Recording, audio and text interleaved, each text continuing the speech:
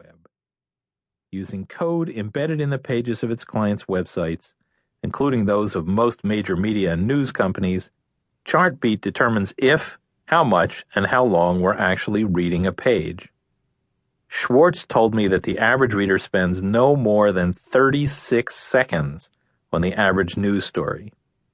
When the company tested the comprehension of people who'd read a news story, they found that only 37% could answer a question about a detail at the end of the article, a result that's only slightly better than guessing.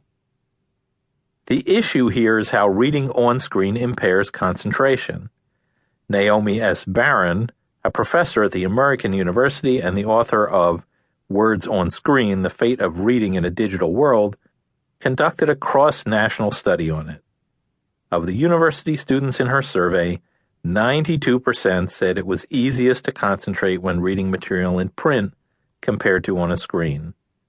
As she explains, digital technologies are not designed for deep reading. When we use those technologies for the types of mental activity that print does so well, especially reflective, analytical reading, we generally don't manage the same level of focus. Here's what this means to you.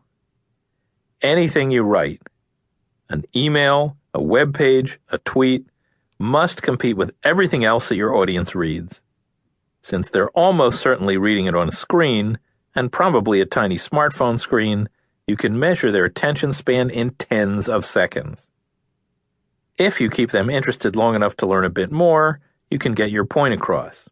If you don't, they'll just perceive what you wrote as bullshit. That's why we all feel we are continually surrounded by bullshit.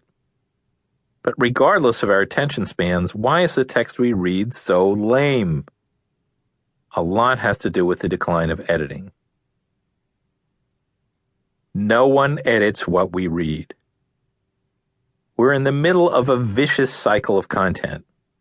We read all day long. When we're not at our desks, we're on our smartphones. This creates an endless demand for things to read. Certainly, media companies and social networks like Facebook aim to fill that need. But so do your coworkers. Your managers feel free to demand that you read what they've written. Your colleagues think nothing of sending an email to dozens or hundreds of people. Marketers want in on this party as well. Their ads, websites, apps, and marketing emails insinuate themselves into every pixel on your screen that's not already filled with content from media and colleagues. The result is a constant blast of content. But that content is very different from what the previous generation of office workers consumed. Why? Let's examine what's different. Think back for a moment to the world of 1980. The average consumer or business person at that time had no email, and there was no internet. What we read was printed: newspapers, magazines, books, and the occasional memo. Our reading material came from media companies that mass-produced printed material and distributed it to hundreds of thousands of magazine subscribers, book readers, and direct mail recipients. Professional writers or marketing copywriters produced it. Since it was expensive to create, it went through an experienced editor who reviewed both content and language. See Figure 1 on the enhancement PDF. In the workplace, executives who wrote memos had secretaries to type them, and the secretaries prevented the executives from saying anything too stupid. The picture now is vastly different.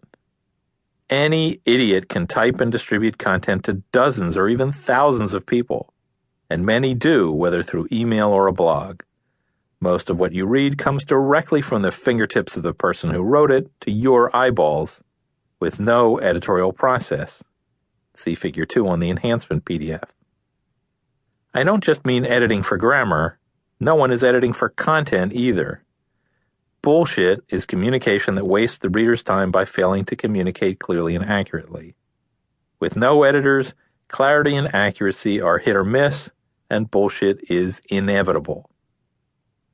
Today's reader still reads lots of highly edited media and ads. Even on media sites, however, that content is mingled with native ads intended to look like editorial content, and contributed content, articles submitted by companies and published as content. That material doesn't get the same